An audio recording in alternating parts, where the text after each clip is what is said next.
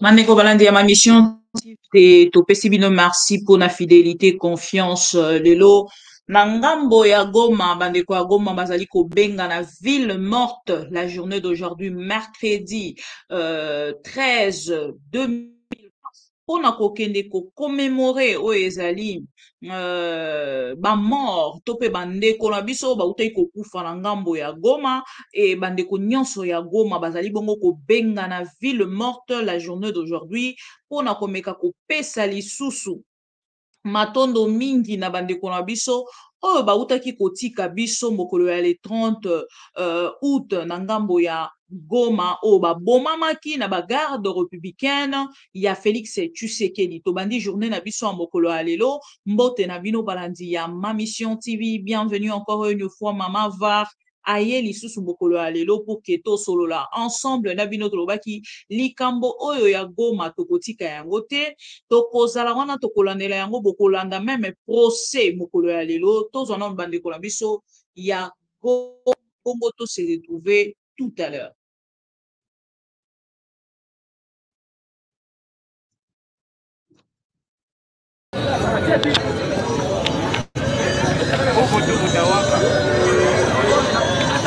Nous appelons la population de Goma à observer la journée du mercredi 13 septembre 2023, une journée ville morte sur toute l'étendue de la ville de Goma en mémoire de nos martyrs du 30 août dernier qui ont été massacrés par la garde rapprochée de M. Félix Tshisekedi.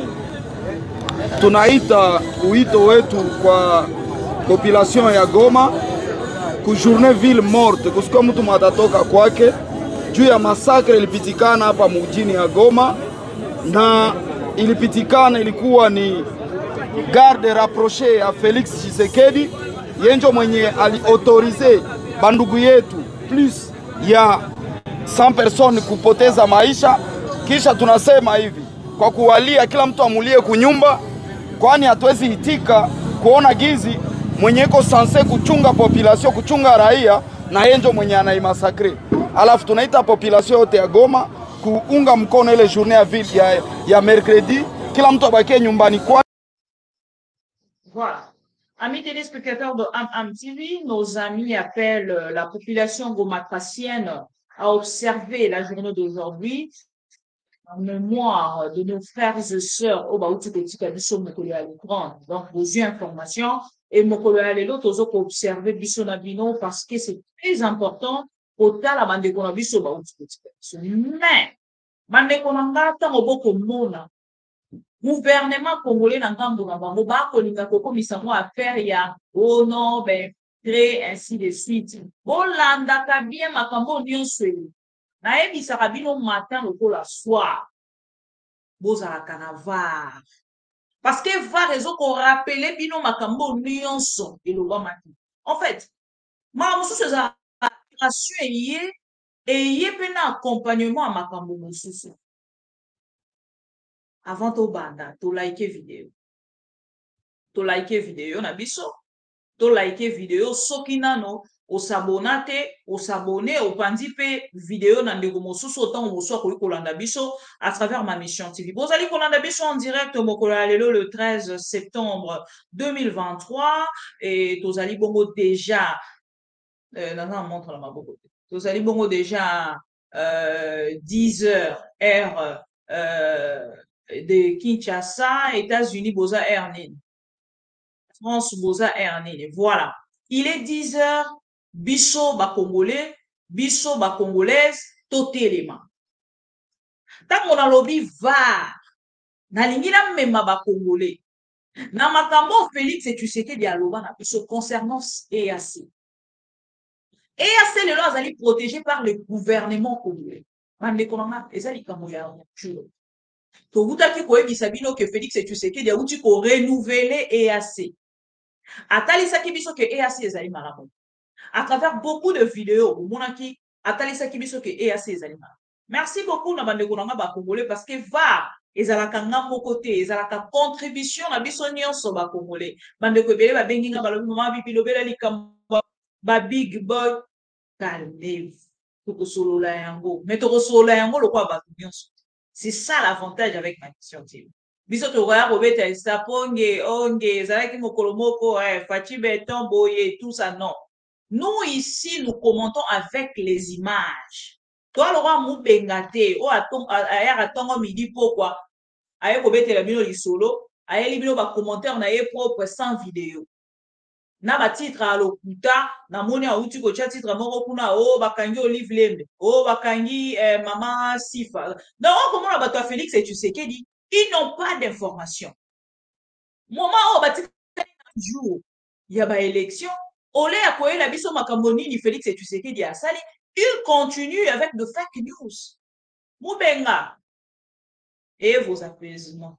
Amenez-nous le zèvre de Félix et Tshisekedi. Et que c'est important pour la bakongolo balanda biso. Bande ko nyonso kozali kolanda biso to kobanda na vidéo oyo. Ezali très sensible pour la bato non batala. Pour la bato non besoin information. Félix et Tshisekedi aloba na biso. Aloba na biso que to bunda kalisusu pour na pays. Parce que EASA koya ko sécuriser biso. EASA koya ko batela mabele na biso. Et quand tu le disais, boye bisanga lelo, ba koya ko défendre ni. Parce que bande kona biso ba gomatasien, ba comprendre yango depuis. Yango moni ba otele bananga mbona bango pona kotele mela ba benga na bango. Et kotele mela ba benga na bango desike ko bimisa IDPS kwa ça. Qui sont en complicité na koche la bino ba vidéo moko a. Boko mona la complicité de Félix et Tshisekedi du AM23 na ba EAC. Boko mona ngolelo parce que faire voir. Bande kona biso o soki baza kotelema. Bazo telema avec raison. Comme aujourd'hui par exemple, ils invitent la population de Goma. Ya kotelema, kotambola, ko marcher. Et awa to koloba, bokoyoka lisuba bomi. Parce que koboma leloti, kobome banda kala. Et vous ne devez pas oublier, à travers les chansons de notre frère Idengo pardon, aloba yango, que population soka bimi pour n'atambola pour la MONUSCO, contre MONUSCO, babomi, population soka bimi atambola contre EAC, babomi, donc c'est pas quelque chose d'aujourd'hui. Ce n'est pas quelque chose d'aujourd'hui. Oyo est commis le 30 août. Ezalinde obabengaka une goutte de plus. Nakati ya vase. Et nakotali sabino à travers le procès. Bokomona bino moko. Takoto dénonçaki likamboya garde républicaine. Bon landela na ba vidéo ya ba jaleloliste. Ba ebisinga moko ba jaleloliste. Ceux qui y a IDPS, il y a Mwasi, aza ceux qui na poto. Ba ebisinga eke poto, azo bata manakati anda moko boye azo sala mwa ba vidéo. Bande kwa ya ba pro Congo bazaka ba songi tellement ba bi des fois na kati ya mutuka, des fois eke ko sala place mo azo bomba na abwaki ngunda na komba Félix et Tshisekedi. Mais ça fait rire quand même, hein? Ah bon? Donc, comme donc, Moutoa kumisa fachi. Atiki fachi obabia bongisi mboka.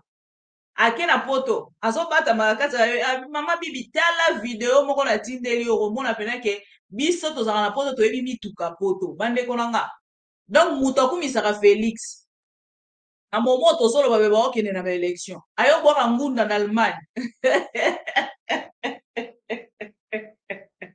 Ah bon? Bon, si tu as ma vidéo là, mais c'est grave. Mota koebisa. Donc, la lisa bango kongi. C'est ça l'objectif de lui. Maintenant, vous allez suivre une vidéo de Félix et Tshisekedi.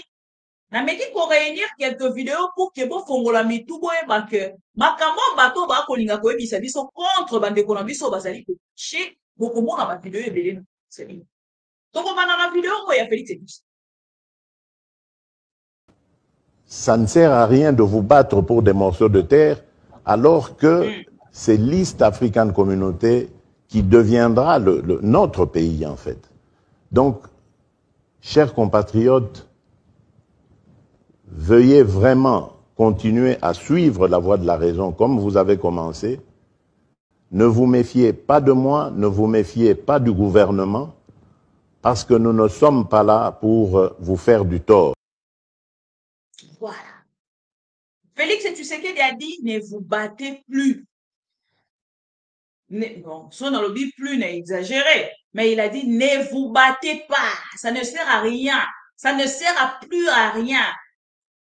Pourquoi ça ne sert plus à rien de se battre pour le morceau de terre? Une personne qui ne considère rien. Félix Tshisekedi jusqu'à ce qu'il ne reçoive pouvoir. Azalaki atteint un morceau. Il y a 1 sur 5. 1 sur 5 sur 5. Azalaki na monté. Donc, à côté de la valeur, il y a ma belette. Et maintenant qu'il a commis président de la République, ce qui concerne Félix Tshisekedi ou ce qui lui concerne à lui seul, beaucoup expliquer pour la tautologie, ce qui concerne à Félix Tshisekedi, ce qui lui concerne, et ça juste cause à la président de la République, il y a Gombe. Et non cause à la président de la République démocratique du Congo. Ce qui intéresse Félix, et ça qui tu as vendu la Rawana. Ndenga vandi wana ndeki tu intéressé à Félix et de fois pour ça la nouvelle naebi sarabino toujours que soki idp ses alliés na quelque chose oyo ba constater pena que ti a penza to sali eloko moko ezalaka te bakokende kokumisa Félix Tshisekedi bakoluka ndenge nyonso ya kobalola version ya makambo bango basali mpona koluka information moko koya kotia libo bayaki na version ya matata bamoni esimbi baye na version ya Martin Fayulu alobi akopostule esimbi te et awa na koloba na bino bayeli biso sikoyo déjà de leur côté bakomi kotalisa balobi non bato wana baza bainfiltré boye na boye tout ça bakolinga baza koaccompagner ba M23 et tout lota à travers kotalisa nalakisaki bino na bavideo eleki bandeko na biso ndenge nini badenonsa elde nakolakisa bino awa ndenge bakodenonse port ya Goma toujours à travers ce et Félix Tshisekedi na bato na baso na lolenge na bango ya koluka kodistra peuple bandeko bokende na bavideo ya bajene toyebisaki bino à travers cette émission ke bandeko na biso wana bakongole Peter Gazali alobi na biso te et pendant que je vous parle il y a bandeko na biso oyebisanga siko botunanga comment na kati ya hôpital na biso ya République démocratique comment bakoki kozwa l'étranger en charge et puis bablessé wana koloba bino bablessé comment bakoki kozwa bablessé en charge bazwi lisusu na bablessé wana bakokutela bango la distraction des lits de pèse les Congolais et Congolaises, surtout les Gomatraciens et les Gomatraciennes,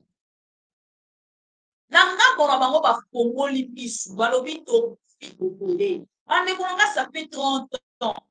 Félix Tshisekedi était informé de la situation il y a Goma.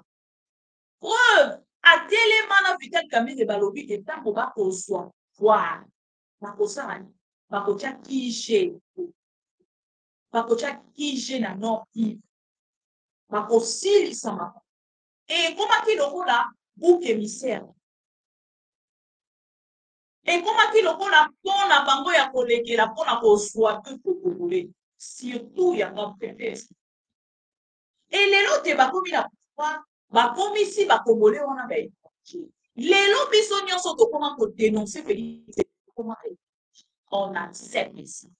Mais Félix Tshisekedi se bien lui. Ayebisaka biso Kabila ze étranger, akei kosangana na candidat. Et lelo que Félix Tshisekedi a commis le pouvoir, a commis kotia ba Congolais nyonso ba koma ba étranger to gobe mettre ya. Bande kona biso wana ba kufi. Toyebisi bino dès le départ que ezali bagarde républicaine. Bande konanga ba idepesien na ba idepes baloba ke ezali bato ba garde républicaine te. Bolanda ba vidéo na bango ngala kozonga kuna te. Eza poubelle. Baloba na biso que bato wana bazali ba congolais te, bato wana bazali ba bazalendo te, bato wana bazali comment on les appelle? Bazali ba étranger, ba infiltré. Toye kolakisa bino à travers le document, il y a autorisation y église na bango, il y a radio na bango, oh ba journaliste ba koufi, Félix Tshisekedi tue même les journalistes. Il tue tout le monde. Il tue le député en fonction. Il tue tout le monde. Il ne veut plus reculer. Alinga kende kosala même élection oyo eko brûler maboko na ye mazala président de la République. Bokolanda à travers ces procès. Bokolanda à travers ces procès, na kobetela bino kaka moi extrême muke. Merci beaucoup na ndeko na biso Steve Wemby parce que c'est à travers média na ye nde tozwi na câble tozwi Bokolanda. Bokolanda cette vidéo. Qu'est-ce qui se passe? Bon, excusez-moi. Moi, je l'ai une bonne source pour que rendre biso service au vrai sens siamo. Bande ko na biso nyonso vous allez en ligne bolimbisanga boye bibino moko ba direct ndenge nini ezalaka esenga ko kende na gauche kende na droite. Excusez-moi, voilà, je vais vous mettre cette vidéo. Voilà. Bola.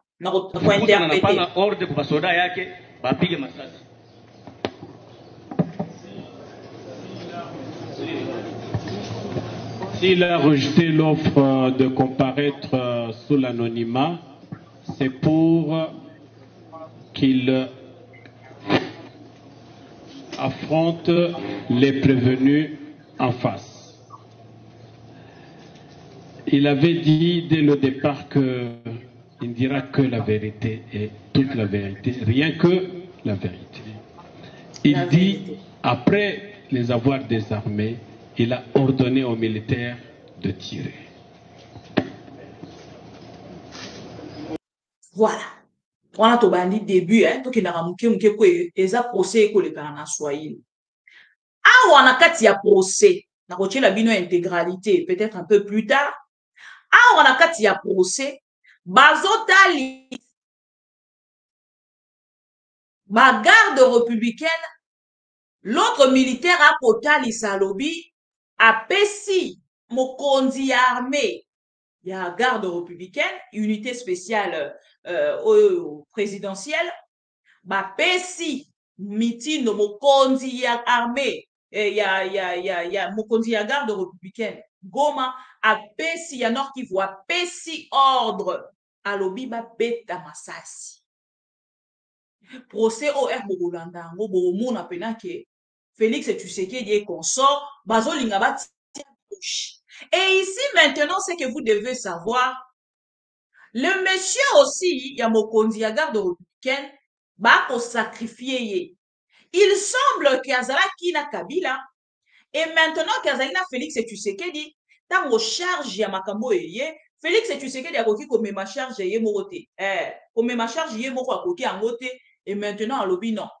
Comme c'est une personne qui déjà na pouvoir passer na ba bouc émissaire obiso tozali koluka tokende na kosala nini pour sacrifier nde ba sacrifier sikoyo nani Dieu ba sacrifier monsieur o balukaki yango baluki to sacrifier nani na charge oyo charge eleki kilo eleki yango moni bazo kendela ba tâtonnement de tâtonnement en tâtonnement.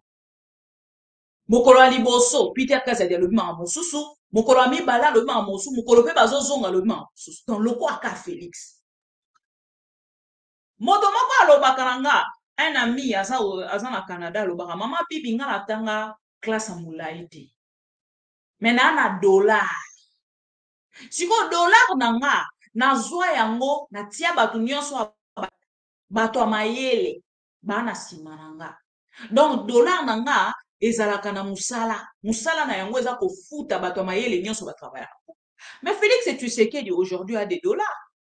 Comment il n'arrive pas à nommer de personnes oyo bazali penza na quelque chose? Mais derrière Kabila, il y avait les Bochars. Derrière Kabila, il y avait des gens, oh, ceux qui ont talé au lobby, non? Oh, Moutoua Maëlle. Ok, même si Maëlle na bango ango, bazwa yango pona ko salaka autre chose contre le peuple congolais, mais au moins, Tobane ko constater que même à travers le reflet, Ezabato Maëlle quand même bazolo. Il ne reculait pas sur deux choses à la fois. Mais avec Félix Tshisekedi, depuis à Zuipoir, il tâtonne le matin, il tâtonne à midi, il tâtonne le soir. Et du coup, ça ne lui rend pas du tout crédible comme président de la République. Et Azo Fingissa, Mbokanabiso, Bokolanda, toujours à travers cette émission. Bolanda posé Oyo, Nakobanda ko expliquer bino, moke ti ekosila. Awa tokei na première partie à lobby, ngai na ekoloba ke bapesa autorisation ya kobeta masasi, moto apesa ki autorisation, moto wana ye lokwa témoin. Mokonzi oyo moto apesa ki biso autorisation. Bola. Peut-il répéter l'ordre tel que donné par les prévenus malfaiteurs? Ilikuwa oda gani kama tuweza kuisema tena? Monsieur le Président, mina répété, ye après kutufukuza, ye peke anambia basoda yake mupige masasi. Après les avoir chassés, lui-même, lui seul, a donné l'ordre aux militaires de tirer. Il s'est exprimé en Swahili. Nous avons posé la question de savoir l'ordre que les prévenus Mikombe a donné. Et non pas le fait qu'ils puissent donner devant votre office de cour. Quel est l'ordre que les prévenus Mikombe avaient donné expressement à ces éléments qui étaient sur place? Ni oda gani ilikuwa alisema masemo gani?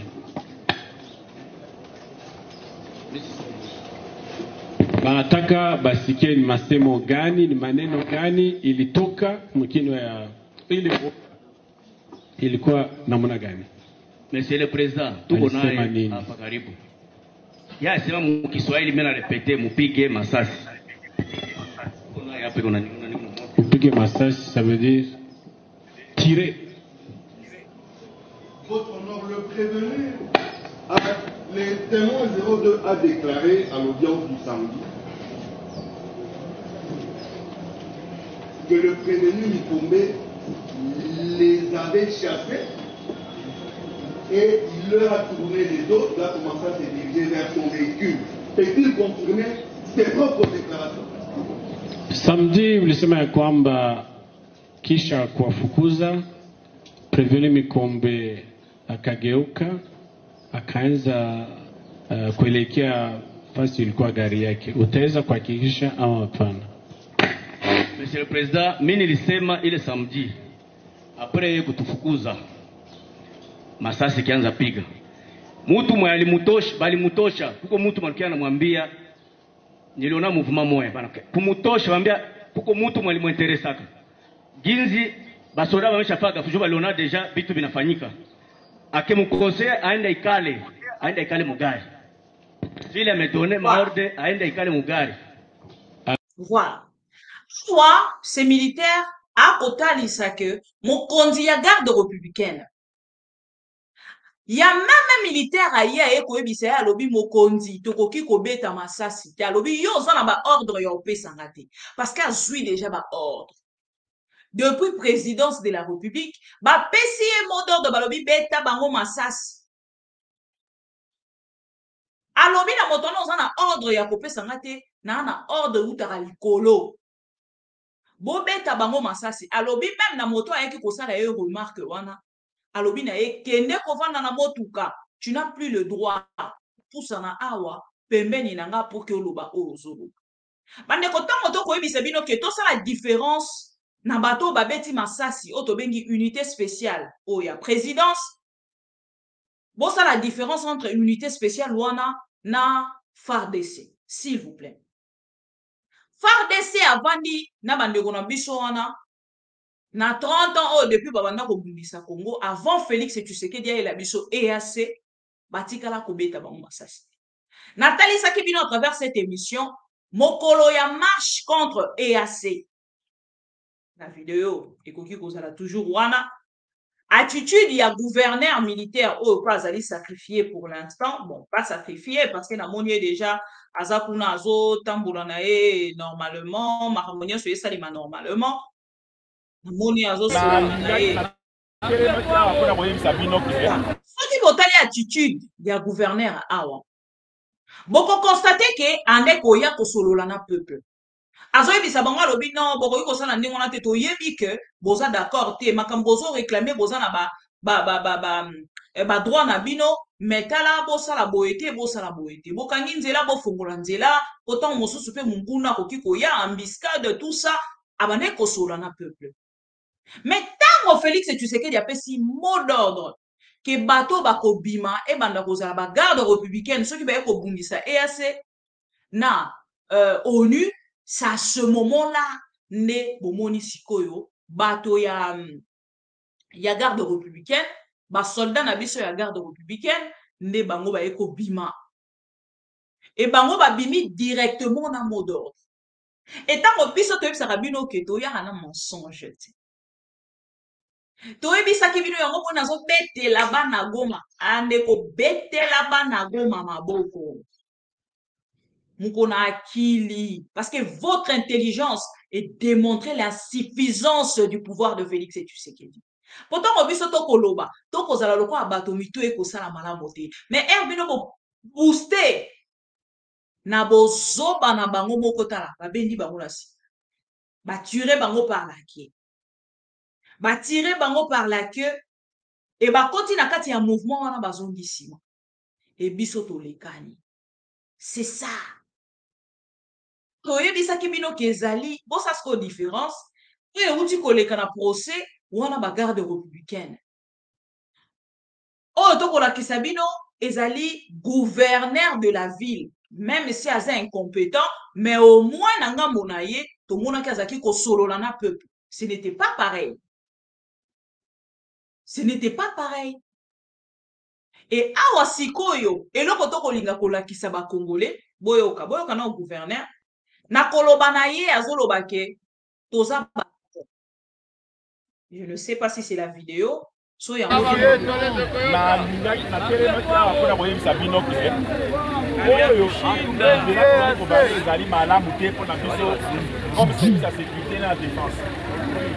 la défense de biso armée. C'est la sécurité de bango la police. Mais ce qui monguna boye là il faut la gérer comme ça la pour monguna c'est bloqué ici. C'est bloqué. Mais c'est que là pour manifester. Na olukela bino ango. Akotali seke tozali bato moko. Tozali bazali bato mabete azo négocier na peuple pour na kotali sa bolamu ya EAC. Maintenant, je reviens ici. Je vais revenir sur une vidéo. Yande konabiso moko pe congolais.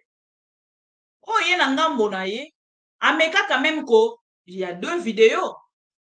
Oh mon abelela même Félix Tshisekedi. Atalisa biso le danger à EAC. Félix Tshisekedi a bouché les oreilles. N'a intérêt à son ami Kagame. Il a bouché les oreilles. Il ne peut se baloba qu'il y a diplomatie. Agissante. Comme ça, de agitante.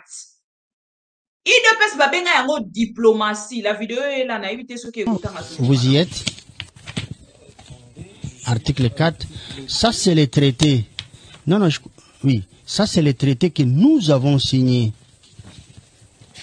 Le traité que le Congo a signé. Article 4. Voilà. J'y suis. Capacité juridique de la communauté.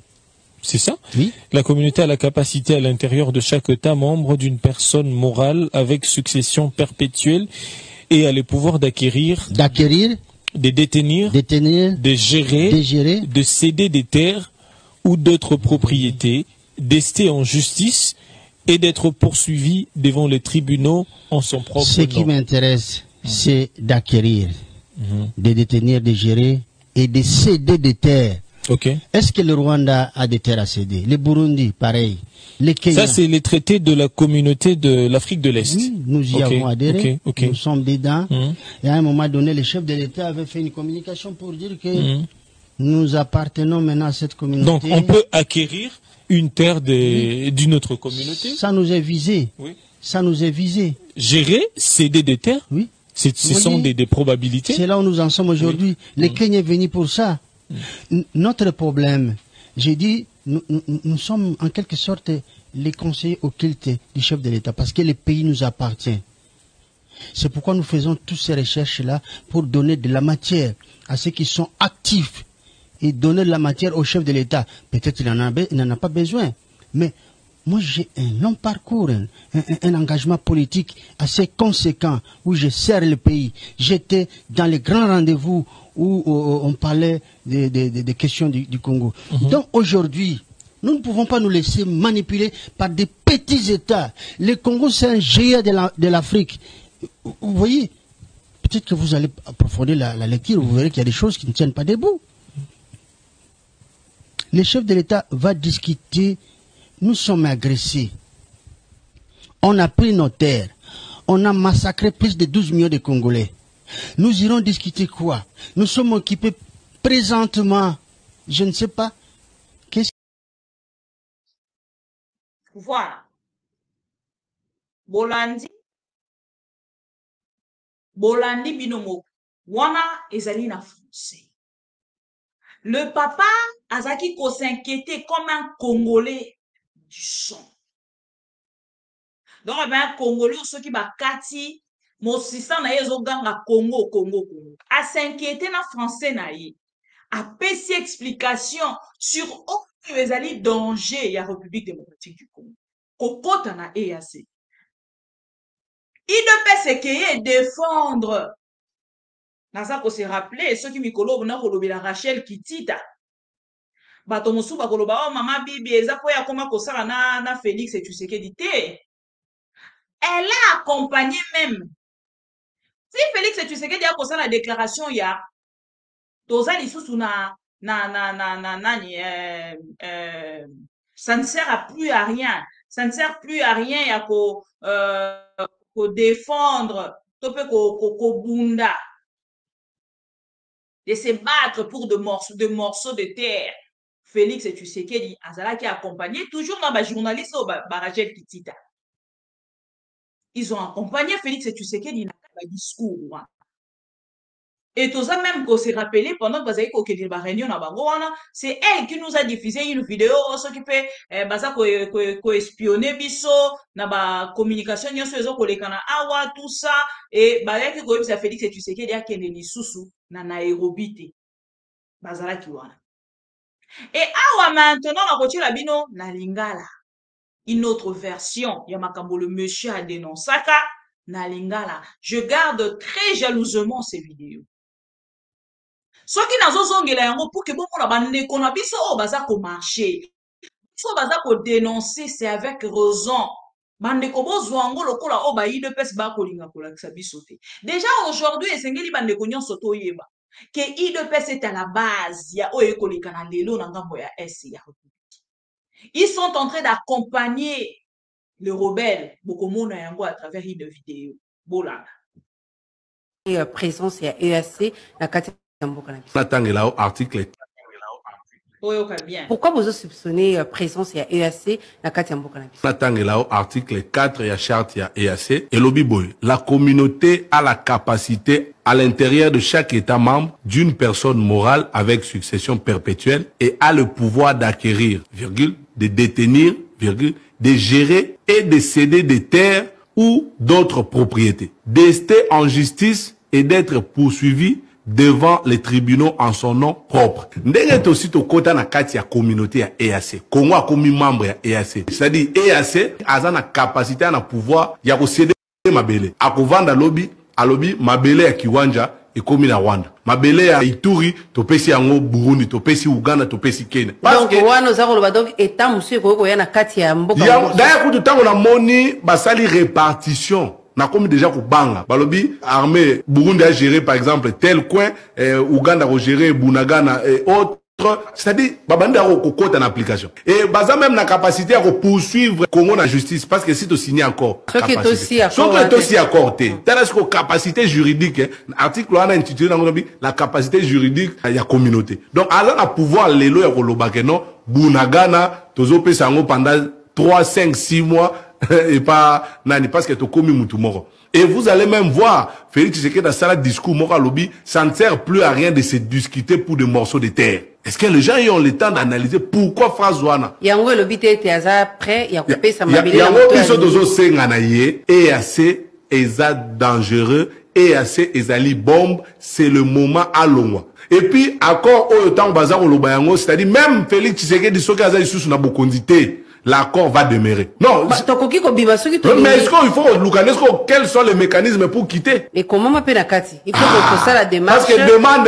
Ça les demande. Il faut pas répondre, yo. Il faut pas répondre que ton dimi bolongwa. Il faut ceux qui bazo ou misabino. Pendant que bazo ou misabino va répondre bino. Pendant ce temps, ils peuvent exploiter parce que, ça la charte est au signal yango. Maintenant, c'est la communauté qui gère. Donc, yo, bilo banzete, o aza ko perdre mingi na communauté ezali RDC. Eza Congo parce que. Ils ont bénéficié de l'autre côté. Rwanda zana bien ino ko céder biso. Il n'y a que le Congo, des alliés paradis terrestres. Congo n'a aucun ko céder ba mabele, o ba préciser. Céder des terres. Il faut toquer ne musique. Le Rwanda c'est un petit pays qui n'a pas de terre. Mais nana aucun ko céder mabele sur le Congo. Kenya zana lorote, Burundi zana lorote. Donc tu continues loro moko boye, tu signer accord, tu favoriser bango et maintenant ba robana robata man accord. Yango tout ça ko insister que Félix Tshisekedi longo. Mais vous ne posez pas la question. Pourquoi ba militaire y a force régionale baya? Mais c'est parce que la communauté a la capacité. Ya rotinda dans lelo top Congo ba banda ko sécuriser à venir au sika tozali na ba militaire et assez beaucoup boyate. Voilà. Bolandi na bokebi o esengeli na bandela parce que o eza na lingala na lokota o biso na bino to solo la à travers pro Congo. Bolandi na bokebi ou to bandela. Bande konanga balandi ya ma mission TV. Bande konanga ba pro Congo. C'est ça l'objectif. C'est ça l'objectif des lits de paix. Accompagner. Yango na bisa ka batoke to vandaka plus na koyoka ba Congolais sans considération. Sona koloba yango pe à son âme papa Ngwanda.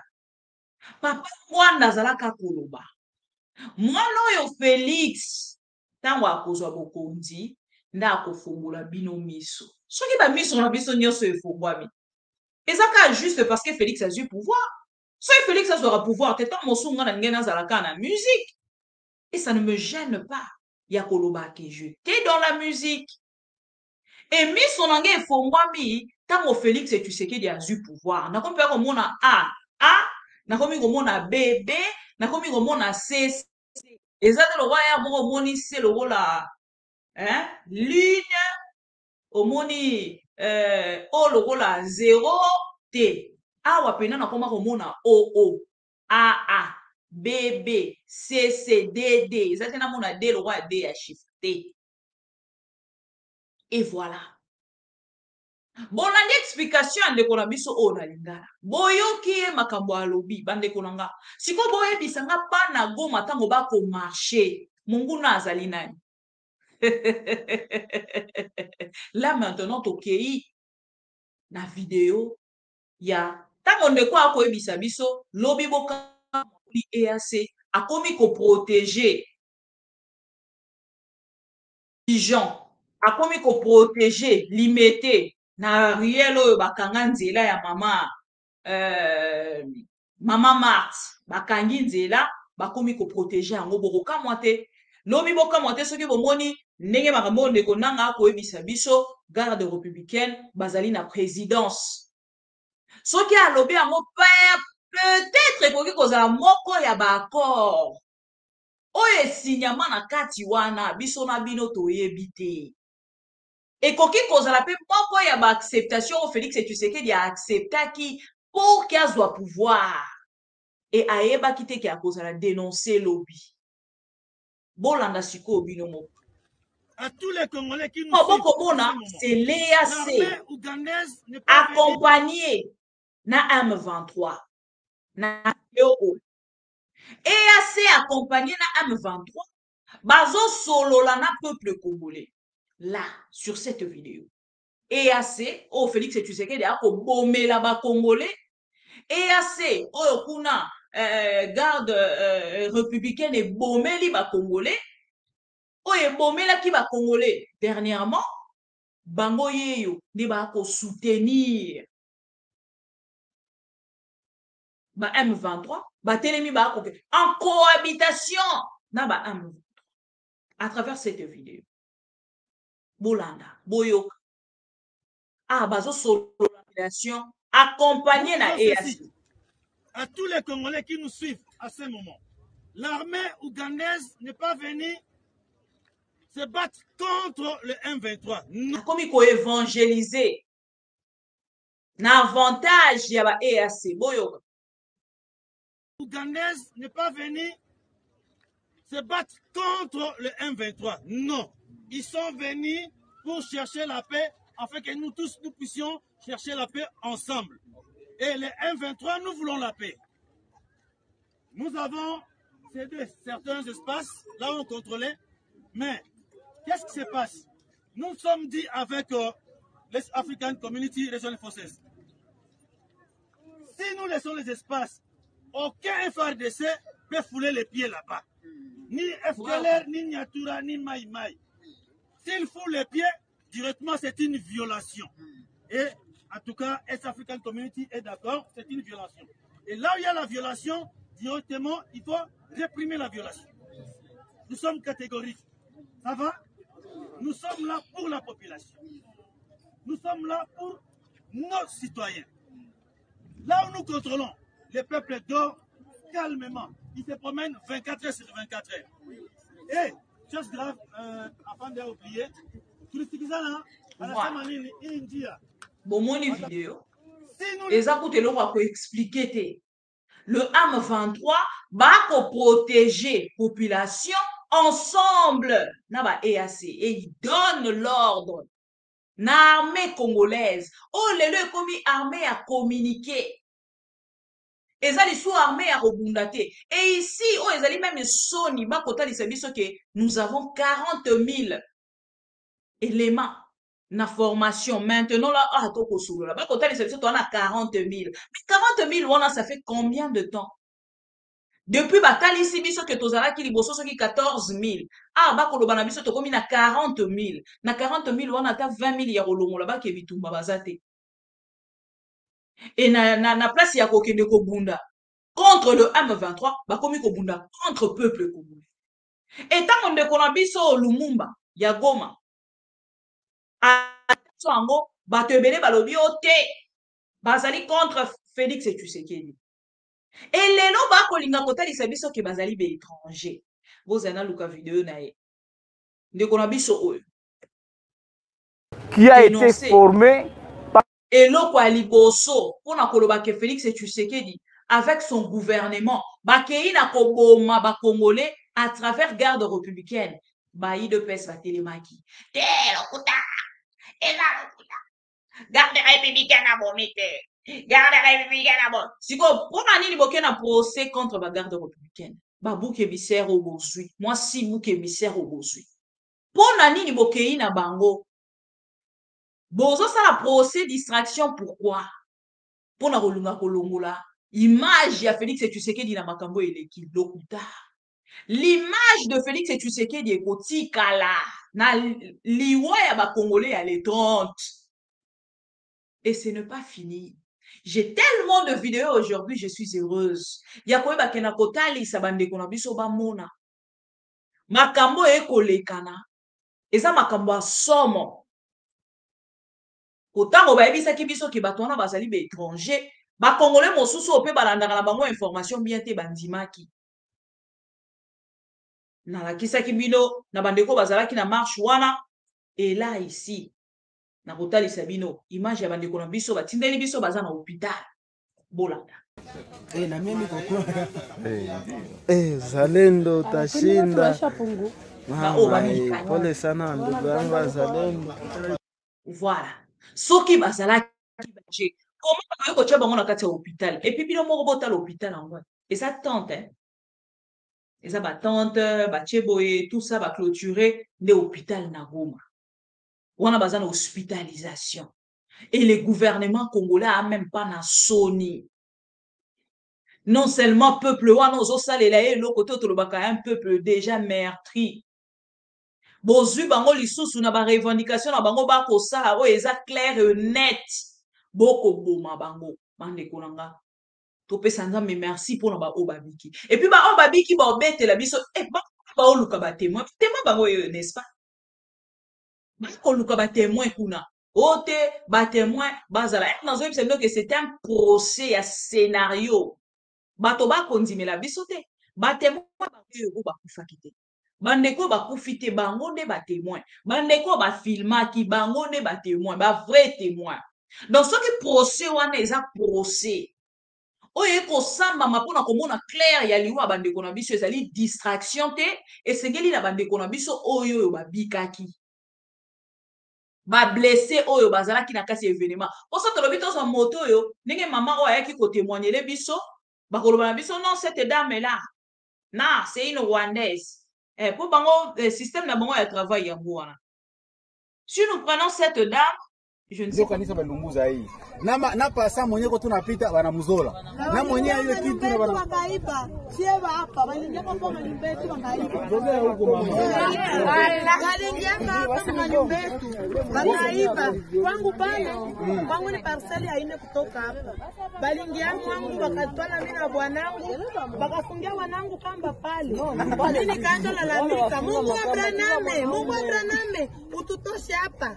Shia tuko kwa wazalendo tuvijua hata. Hatuko hata hivi. Mungu Abrahamu tutoshe. Umu na mko watu nabo mko aita Mungu. Mungu wa mababu tusaidie. Mulikuwa kwa watu wa mingi. Mmebaliwa watu wa maiti liala hapa barabara.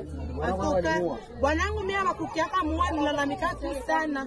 Ule komanda kaniona ndio kaniliza. Mobali na yaza wapi? Nikamwambia bwanangu huyu hapa. Basha mfunga kamba. Ukimwona ile kamba inapita tu hivi. Kumikono kwa siko mzalendo, sijue mzalendo ni nini. Atuka presida kama nataka population baikale mzuri na maire de la ville alikuwa aliona na maiti yote huku gisi bikwa izolo. Atuka bajokipe na ile dossier. Juna ole polisi alisema kama walipaka franga juu bawe wazalendo. Asa wanaua na kupita, tushike tuko wazalendo. Wanaua watu yote. Atuka bajamplike mwile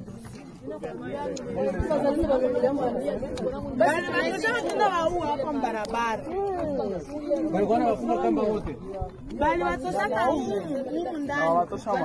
humu ndani wakawavula manguo wakawatenga liko watembeza sasa walipigia barabara pale kwa ile tanki kwa fasi mtuliua hivi kia hivi pale ndio walibauiaka ndio ile gari ya wasoda ya kabambi kakuya banana na kuvula mamaiti chini wanamweka kule ndani na maire de la ville ici anavala chemise ya marche longue ya mweupe.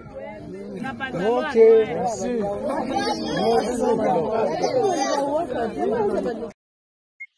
Bolandi la dame. Cette maman a témoigné à lobby maire de la ville. Donc, oui, bah déjà, qu'est-ce qui maire de la ville? Monsieur François Kabea, pardon, a se retrouvé dans le procès où ils allaient coller Canada, Togo sans procès. Parce que si bazo boma batu, maire de la ville à Zalaki, azo pesa même mitindo. Moi si a témoigné à lobby, mobali na ye bavandisa ye na se ya belela Mungu Abraname nde nani mokonzi ya armée atali à lobby mobali no aza wapi batelemisi mobali na ye bakei. Donc ce qui est belela ki Mungu Abraname. Donc on a Congolais o belela Mungu Abraname. Pour que batika mobali na ye bakanga ye innocent azaki koleka. Alors même bato leka na balabala babande ko kanga bango bavandisi bango ba innocent ebele kanga ba. Yango na kesi ko koyebisa ba Congolais.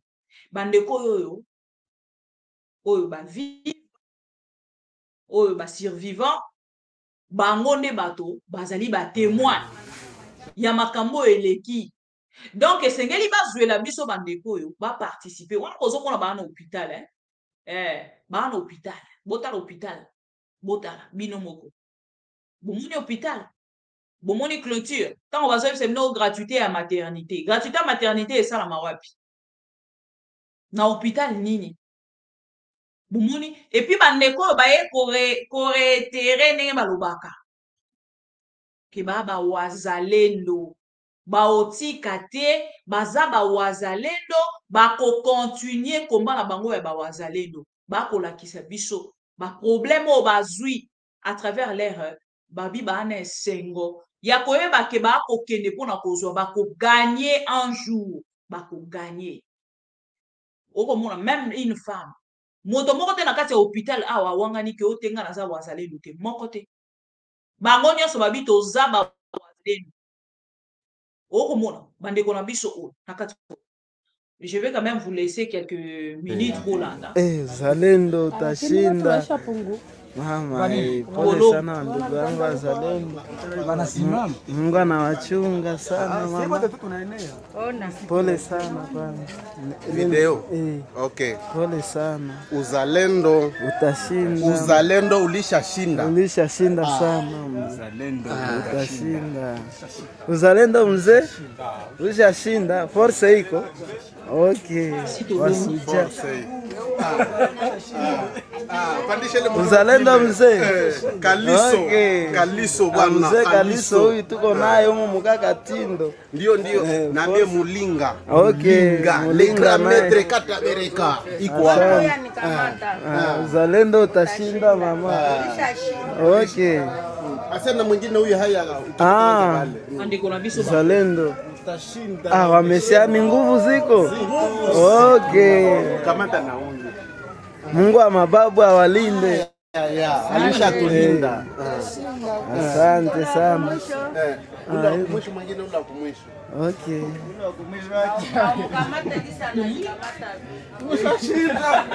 Ushashinda uzalendo. Okay. Mzee pole sana. Vile tulikuwa nakuona kubafungwa kumbe na huko humu. Uzalendo utashinda. Humu ni mukaka Tindo. Nimeshaitia. Juko ba mingi wenye habasha kosa kisa ya kufika humu. Sasa hizi sura saba taziona. Sawa mimi nina faini semena na wananikataliaga na tulogote huu ume hakuna uchafu. Mama tulishashinda. Tulishashinda. Hapa Zalendo. Okay. Tunarudilia masambo. Tulishashinda kwa nini waliwaoa wa ndugu zetu? Sawa. Wewe ndugu yako bashakupata? Okay.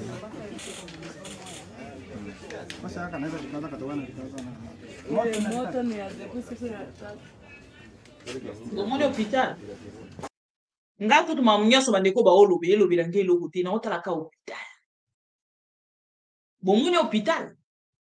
Tango IDPS ekolinga kokosaka, facha asali boye, facha asali. Bomoni hôpital. Bisika bandeko na biso bazali. Bomoni bino moko. E awa na beteli lisu bango maboko. Na ebisi bango victoire. Pourquoi na lobi yango? Parce que okomona ke bandeko ba olakisa bango moko.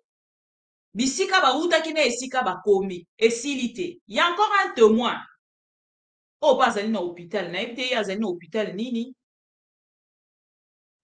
Non, la Sabino à travers une petite vidéo. Na ebite ceux qui na mema ki yango, ceux qui na mema ki yango te na ko la Sabino. Voilà. Na chez la bino de Kolabiso Lumumba a fait sa explication. Pendant que les Congolais ont beaucoup fait la bisou, na Kinshasa, les autres bah na sous objectif Mboka d'abord. Par l'unité spéciale qui a été formée,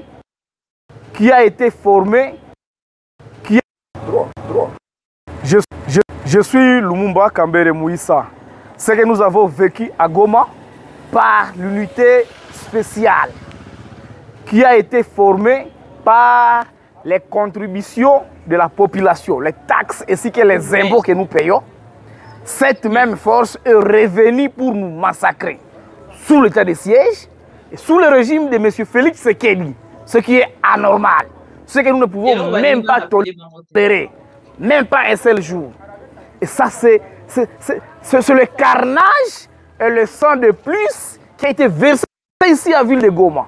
Et rappelez-vous que l'unité spéciale répond directement aux ordres de la présidence, parce que c'est une partie de la garde républicaine. Et comment est-ce qu'ils peuvent se retrouver sur les lieux alors que c'était encore 3 h du matin? La manifestation n'avait même pas commencé. Mais ils ont été là. Ils ont respecté l'ordre de la présidence parce que c'est une unité spéciale de la présidence. Nous avons vu ensuite la délégation interministérielle est venue de Kinshasa, où il y avait le ministre de l'Intérieur, le ministre de la Défense, le ministre des Droits Humains. Mais c'est anormal. Comment ils peuvent venir? Ils arrêtent seulement 2 personnes, 2 individus colonels, alors que nous savons tous que c'est le gouverneur Constant Ndima qui était commandant des opérations sous état de siège ici en province du Nord Kivu.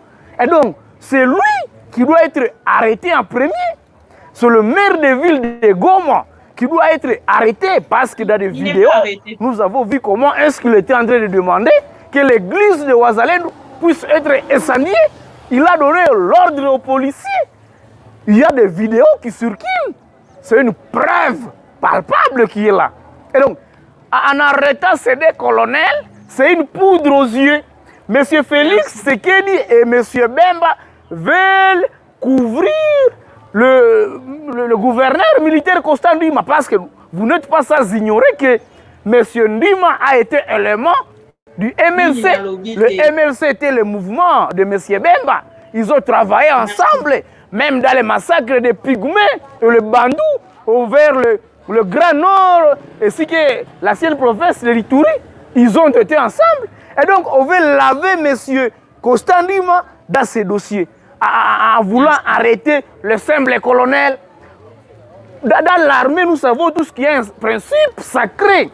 Les commandants et les responsables de ce qu'ils font et ne font pas ces éléments. Et donc, les actes qui ont été posés par ces éléments de la force spéciale, ce sont les actes qui sont sous la responsabilité de M. Ndima. Sous l'état de siège, M. Ndima obéit aux ordres de M. Félix. Et donc, la communauté internationale, la Cour pénale internationale doivent s'investir dans ces dossiers. M. Constant Ndima doit être arrêté. Monsieur le maire de ville, policier ici, doit être arrêté. M. Félix Tshisekedi doit être interpellé aussi. C'est anormal. De civils sans armes, avec seulement le message phare, le départ, sans condition de la MONUSCO. À quoi est-ce qu'ils ont gêné le pouvoir de ce régime de M. Félix Tshisekedi? Et alors, tout ce que nous sommes en train d'observer, c'est un dérive dictatorial. En fait, nous sommes en train de détruire la démocratie que nous avons eu du mal à construire. Notre démocratie est encore jeune. Elle a besoin de la protection, de garde-fous, de garantie. Mais comment est-ce que quelqu'un qui a passé 37 ans dans l'opposition en train de réclamer le respect de la Constitution, mais aussi les valeurs? Voilà. Donc tout ce que vous avez dit, messieurs Lumumba, il faut suivre cette vidéo. Ça ne sert à rien de vous battre pour des morceaux de terre, alors que c'est l'East African Communauté qui deviendra notre pays, en fait.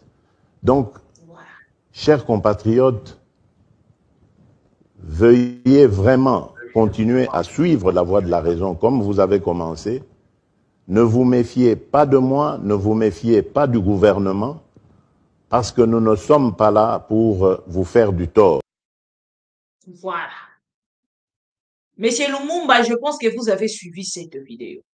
Donc, après avoir collant la vidéo, on peut comprendre que na nyonso bozali kosala, Félix Tshisekedi continuera à protéger Babengi EAC et il va pas s'arrêter là. Il va aller encore plus loin que ça parce qu'il veut être président de la République. Il veut rester président de la République. Et pendant que bande konabiso bazo fait la bisou, pesa bisou, pesa bisou, pesa bisou. Namboka na biso kuna M23 a quoi avancer. M23 a quoi avancer. M23 a quoi avancer. Ça, c'est un président de la République. C'est un président de la République. Moi, même, na privé, Bibio, bizarre, Faché Salionini, vous êtes de malades. Je ne peux pas vous le dire. Parce que vous m'énervez de fois. Vous m'énervez de fois. Au lieu de venir de ma en privé, le message, des voices que vous faites, envoyez-moi des photos du mariage de votre président de la République. Parce que vous parlez beaucoup. On vous dit que votre président n'est pas marié. Il est dans la fornication. Il n'a même pas droit de faire ce genre de choses en public. On réseaux sociaux karaté, on peut comprendre. On peut comprendre. Mais lui, il est président de la République. Exemple, il y a alliance il ne s'est pas marié. Il n'est pas marié, il est dans la fornication. Acceptez-les comme ça. Son bisou, je m'en tape. Qu'est-ce que c'est bien dans le but? Bon, ça la différence. La vie, c'est un choix. Ah oui, la vie, c'est un choix. Ceux qui ont sali choix, il y a vie. Il y a Robert Telara bisou à chef de l'État qui n'a Ukraine. Leur président a pris les choses en main. Ah oui. Ceux qui ont vu na yo temps, il y a Robert Telara bisou à chef de l'État maboko. Betela e maboko ndekonanga. Mais il y a pas que na Ukraine. Le chef de l'État a zoa makambuna maboko. Et ceux qui battent ici, nous n'avons pas la même situation. Quelle situation? Nous avons un président distrait. Le président gabonais était aussi un distrait, un danseur. Vidéo, président Gabon, président Félix Tshisekedi, dans la situation moroté. Dans la même situation. Rappeur. Président Koutouya Ukraine. Azalaki, comédien, un artiste, mais arrivé au pouvoir, a eu attitude, il y a motomoko à lingimbo kanaye okokiko imaginer. Mais vous, de votre côté, vidéo moi, il y a président ukrainien, il y a Gabon et Zawapi. Je vais vous chercher ça dans Ouyana. Bilo nambo kanabiso, tozaki na muto azalaki soi-disant fils ya Etienne Tshisekedi, et il fait des choses. Oh, bisama bino totikala jamais. Kondima ke koka ikosalim. Et les gens acclament.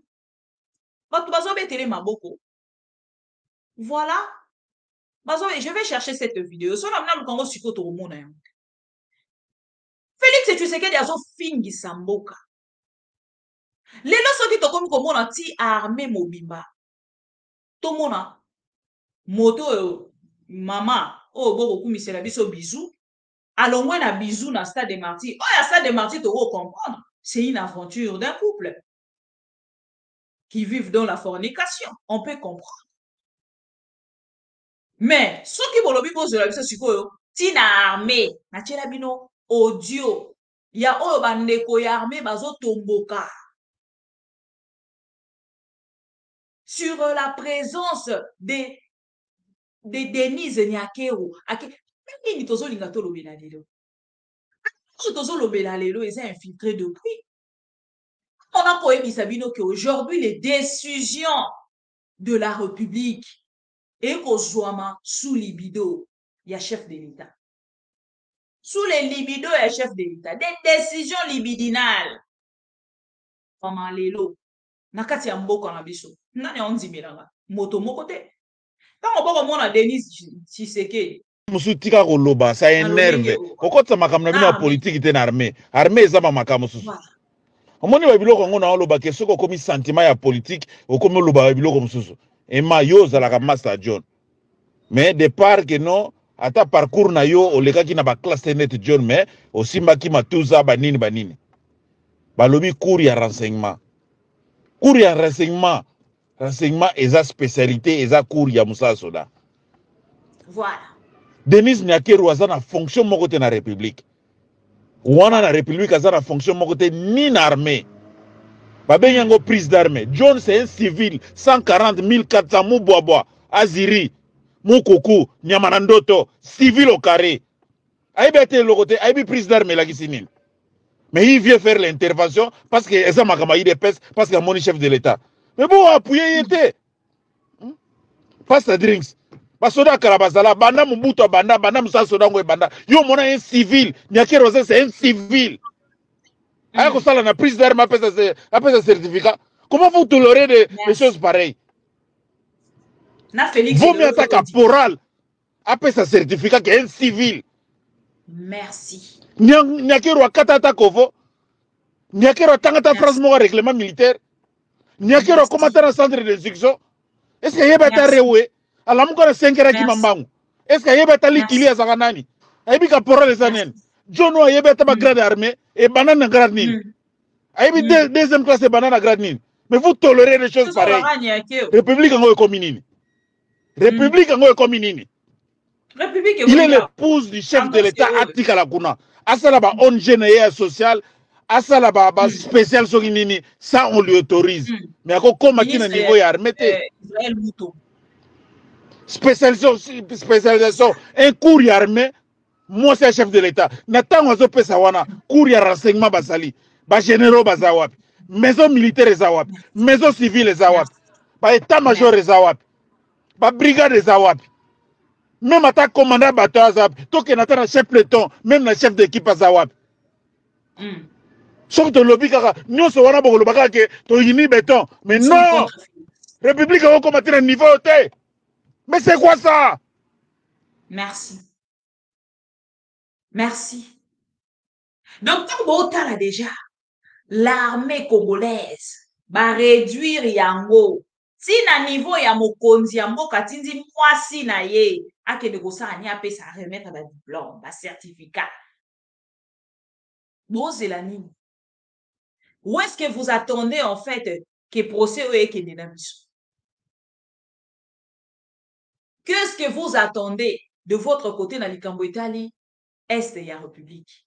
Oh, ils sont en train de former 40 000 militaires. L'Ikambo Italie na pouvoir. Bon 10 000 ranga. Boye bake IDPS. Nakadio shana eba ebise kibiso bana 16. On a zolo bana bino bande konanga. Congo Airways ke kokanga. Et Félix, tu sais qu'il y a un envoi, il y a pour ça la société à Sika, ou il y a Koluka, ba partenaire na yé. Donc, on a comprendre ton fait fonctionnement, Félix. Donc, baliki ba société, on y a ce fonds maka avant. Oh, bango bazwa ki ba intérêt. Et c'est lié kangama. Après, bango ba bande l'union soit à zéro. Donc, bazo détruire nyonso, ou que ba bande la zéro, pour que bazo na soubassement, soubassement exact. Base, exacté. Et je vois du Congolais acclamer. Si quoi, on est bon fond de la Kinshasa, oh, bino bozo kumisa. Bolobi ki ote, ça bien. Beaucoup mo kima, bozo kima nini, bolobi fatia bongisi mboka. Mais bon fond dans la mboka. Fatia bongisi mboka, bokom koke robo ngunda. Mais bino bobi fatia bongisi mboka. Comme kolongola basi na bana bozo ke robot se bangungu. Bo bandi da kokima sikoyo 99 jours botika nango e komi mukie. Bo komi kobanga 99 jours botika nango. Allez, vu toutes ces choses, il y a des Congolais qui acclament béton, béton, béton et vous acceptez de voir ces messieurs Poutou Trésor, Kaza, Chokovar, venir nous dire ça. Nous ne subissons pas des événements. Nous sommes devant un cas fortuit, un cas qui est arrivé, qui n'a pas été préparé. un dérapage et qui arrive partout, hein, on voit les qui arrive, voilà. Donc armée congolaise, dans gouvernement congolais, bafoué en fait. Baobengango dérapage. Babomi 100 et quelques Congolais, bazobengango dérapage et ça la marapart. Il ne manque même pas de commentaires à faire dans des choses comme ça. Tout ça, pourquoi? Parce que les Congolais n'arrivent pas à se révolter. Le conscient se libère. Le conscient, azelarabaya ko libéré été. Otozo zela Fayoulou. Otozo zela. Non, Fayoulou ne viendra pas libérer le peuple. Et c'est Nelito Telema, Bissomoko. Ce qui biso to télémité moto à côté de ma pona biso azate. Boyoka gouvernement. Yango moni, makabola bango nyonso telemeza la exposé. Na numéro 1, na commissaire numéro 1. Parce que makambo diffusa kama makambo alakisa ka peuple congolais, ata top Congo a diffusa en côté. Congo a diffusa en côté. Et je vois les Congolais, il y a presse, soi-disant, presse congolaise, côté les Marocains de Koluka, elle n'est pas à Mouyaya, d'abord à détester Stani Boujakira. Mouyaya déteste Stani Boujakira. Qui ne le sait pas? Toute la presse, Mouyaya ne supporte pas la presse, il y a Stani Boujakira et sa collaboration. Les lots Mouyaya, comme Kotombo, la même actualité, CD. Stani Boujakira, mais il ne supporte pas l'injustice, il y a gouvernement. Journaliste et nyonso azali consciente. Oya comment l'injustice, il y a gouvernement. Oya comment l'incompétence notoire, il y a gouvernement actuel. À côté les matins, Félix et Tshisekedi. On a tali sibino makamba Goma. Parce que boyebike, le gouverneur militaire, il a été rappelé à Kinshasa. Mais il a été rappelé pourquoi? Pour passer ces jours-là. On a participé à matanga ya monsieur Pai à Koufi la Belgique et na église bisika basala ki messe de konabiso monsieur le gouverneur o ba biso ba rappeler na Kinshasa pour passer ces jours na kimia ba rappeler na Kinshasa te pona ba sambisa ye apesa explication, il y a pas des explications à donner, l'ordre utaki likolo. Et le procès qui se passe là est une distraction. C'est une distraction. C'est un procès pour distraire le Congolais. Il y a un moment où on a besoin de soutenir, pour déterminer. Et si la mission nyonso, mais EAC est kene, mais MONUSCO est kene, toko vanda te e bokotala, moto ya kobanda koluka kosala bino ba beaux yeux. Ezaka Félix et Tshisekedi. On a promis que Tolingi et ACT, Kagame, mais ils sont ensemble à travers l'EAC, à travers l'Ouganda, à travers Kenya, à travers l'Angola, bato nyoso basangana ki wana pour que basolisa biso na Rwanda. Et ils sont ensemble. Et à combien kolukande kosa l'assemblant na peuple congolais pour que peuple congolais bon la ke ensemble. Ils sont ensemble. Eux, ils sont ensemble. Ils sont ensemble.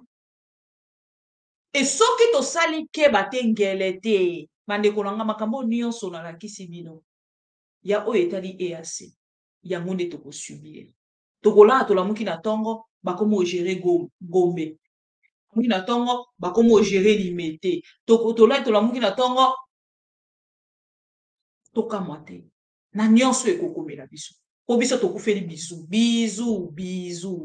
comme si il y a qui arranger makambo. Nathalie Sakibino na lobby na même stade de martyr oyo. Et puis bato ba la bisou, bato ayi boso ya Félix et Tshisekedi parce que Félix et Tshisekedi bato ba yebité. Soka ke na stade de martyr. Liboso na ye bazora bato ayi de pes, ba dialelo liste ya de pes. Ba vanda liboso na ye. C'est pas n'importe qui na vanda liboso à Félix et Tshisekedi. C'est ce que vous devez comprendre.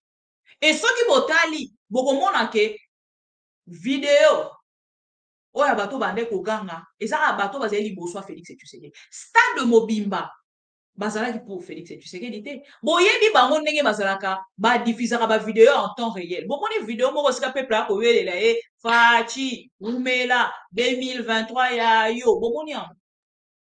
stade etondaki non bomoni vidéo moko esika bazobelela Félix Tshisekedi umela 2023 mandat mosusu bomoni yango to vidéo moko pena ya masse population moko pena en masse babanda kokanga faci umela bomoni yango mais Bizou bomoni Bizou c'est des dialéloliste oyo bazalaki liboso ya Félix Tshisekedi on a koyebisa bino ezali bato oyo bazalaki na kati ya stade nde bakobetela mama bibi moto akoso te Félix Tshisekedi RTNC ekangaki même son peuple aboyi alingi te alobi non toye match tolingi kuto yango moni bacréer distraction pour que Félix soit vedette ya match wana tozokende babi toza qualifié Félix Tshisekedi alobi akobimisa masisa misisa nyonso likolo ya qualification oyo pour que tokende su musika koleka wana toza na baurgence oyo Félix Tshisekedi akoki kosala te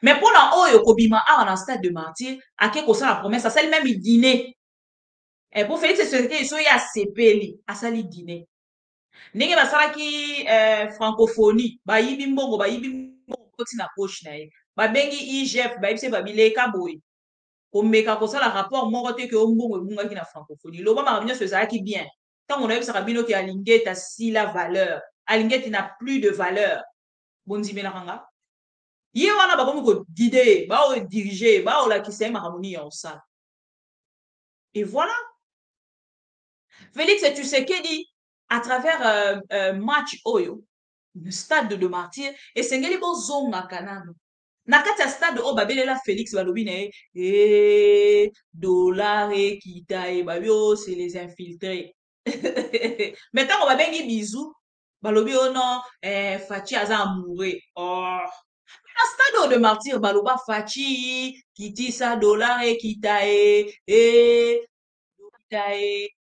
akitisa te dollar ekita te mais ntango esengi Bizou apesi yango na facilité donc elingi koloba makambo oyo ye ayebi c'est plus s'impliquer il s'implique totalement na oyo ezali makambo ya libido na ye les libido de Félix Tshisekedi yango nde eza en avant-plan yango nde ezali privilège ya bokambami ya Félix Tshisekedi oyo nyonso etikali tobosana dodo pongi ya babebe oyo papa Etienne Tshisekedi aloba na biso mpona kosilisa bandeko na nga bokende na kosoutenir bandeko na biso ya Goma to soutenir bango parce que bango baotombola voix pour que bayoka biso de part ntango na kotalisa ke bango bazotombola voix nazoloba yango pamba te parce que kotalisa bino makambo ya bandeko na biso ya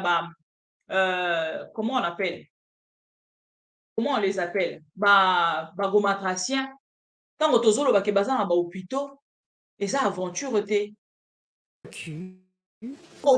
niveau bakomi Cisa Alain fait partie des rescapés. Ce mercredi, a manifesté pacifiquement à l'appel d'une secte contre la MONUSCO. Les casques bleus déployés par les Nations Unies dans la région sont accusés de ne pas en faire assez face à l'insécurité qui gangrène le Nord Kivu.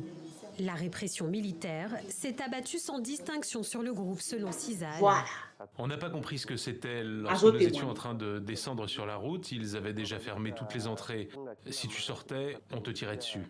12 véhicules militaires sont montés. Ils avaient 4 drones qu'ils faisaient monter en l'air pour leur permettre de voir là où il y avait des gens pour tirer les balles. Puis ils ont brûlé l'église et tout ce qu'il y avait à l'intérieur est parti en fumée. Pour revenir sur cette vidéo, 222 personnes ont été arrêtées selon le commissariat de l'ONU, y compris des je vous laisse sur ce bitume de Goma. Voilà. Momoni alali kuna t-shirt azana eza t-shirt moko na oyo. Donc bozo comprendre directement que bandeko na biso ya bawazalendo baza oyo gouvernement congolais ekoloba te. Bozo comprendre directement. Eza likambo kutu te o non tokende na gauche tokende na droite. Non. Vous comprendre directement ce qui se passe. Le gouvernement congolais baza na mensonge. Voilà. Nous ne subissons pas des événements. Nous sommes devant un cas fortuit, un cas qui est arrivé qui n'a pas été préparé, un dérapage la vidéo, voilà. Donc, je vous aime beaucoup. Je démissionnerai lorsque je me sentirai responsable d'un fait que j'aurais dû éviter et que je n'ai pas fait. Voilà, les explications sont tellement claires. Tango bokoyoka nzembo yo boko luka bokanganga mutu na yembaki yango oh meko luka barebele bazokata batumi toujours nuit bozokoka te gouvernement de merde très nul. C'est moi Moïse Nzanzu Makasi. Peuple congolais soyons unis. Ennemi aza na porte na biso encore azali na mawate soki tomi bateli te o gouvernement kosunga biso te o bazoki pe mawa na biso te o tokoma na Beni Adef Nalu bazoboma bato neti basoso eske gouvernement bozangi force ya kobomisa bango tokoma na Bunia bakodeko bazokatakata ba toujours et nuit eske général Luboyo zomona te oh la pays Congo pas de président pas de gouvernement ce sont des voyous ce sont des imbéciles balingi kakaloku mutango population zoboma mana miso na bango. Quelle sorte de gouvernement? Peuple congolais, disons la vérité. Ongande général Kostandima, Ongande major Kabila. Nakuzanga soni bozo tourne na bakarke basoda batonde libino nzoto mobimba. Mais peuple bazo kufa, population bazo kufa jour et nuit. Bozo zanga kosunga bango, orke bango nde bale isaka bino. Mbongo na biso nde futaka bino. Mais bozo ki peni sote o tozo kufa neti basoso bozo mi benga les gardes civils. Nous sommes des gens fatigués. Quelle sorte de gouvernement qui se keni Wallah yoza présidente yoza papier vide. La pays Congo pas de président pas de gouvernement. Ce sont des voyous. Ce sont des imbéciles. Balingi kakaloku mutango population zoboma mana miso na bango. Quelle sorte de gouvernement? Peuple congolais, disons la vérité. Au moins ata olomobutu tunajua lulikuwaka dictateur mais tulikuwaka na amani oh. Uliko ichi chi president chivoyou chinavala maveste kila siku na voyager kuomba ba misaada or que Congo c'était pays riche tuko na kufa sawa manyama. Eske munakosa nguvu ya kumaliza marebelio ama muko na nyie mkopo? La pays Congo pas de président pas de gouvernement. Ce sont des voyous. Ce sont des imbéciles. Balingi kakaloku mutango population zoboma mana miso na bango. Quelle sorte de gouvernement? Peuple congolais, disons la vérité. Petit frère propre éloge Mobangé. Bazolo ba tous les jours que nous avons la démocratie. Mais eza synonyme ya démo assis. Ma fille est divine Makasi. Je sais qu'ils ne me laisseront pas en paix. État de siège, état de piège. Pourquoi je suis révolté? Parce que le Congo, c'est le pays le plus riche du monde. On ne peut pas laisser une terre aussi riche à un peuple aussi idiot. Ce que c'est un peuple, Bagobo Maliboso et Zabiso.